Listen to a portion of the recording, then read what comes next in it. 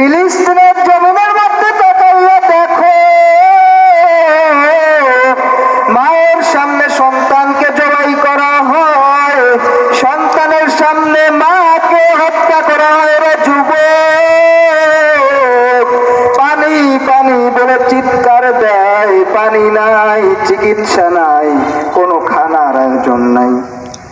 রাতের অন্ধকারে জালেমের গোষ্ঠী তাদের উপরে হামলা করে, অকাতরে জীবন বিলায় দেয়। এক বাবায় শুকর আদায় করে কয়, হাসে আর শুকর আদায় করে। একজনে প্রশ্ন করলো সাংবাদিক, এই ফিলিস্তিনের মুসলমান, তুমি হাসো কেন বিপদের সময়? আমার কপাল ভালো। কয় কেন? আমার কয়েকটা সন্তান শহীদ হয়ে গেছে, বিনা হিসাবে জান্নাতে চলে যাবে।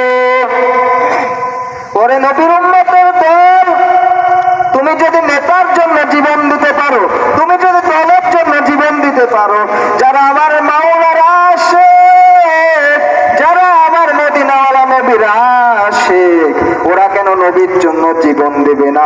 ওরা কেন দ্বীনের জন্য জীবন দিবে না? মুসলমান যুবক, মুসলমান বাবাজিরা, অন্যের বিপদ দেখে হাসবা না রে বাবা, পায়ে হাত রাইখা বলে যাই, যদি তুমি খাঁটি মুসলমান হয়ে কবরে যেতে চাও,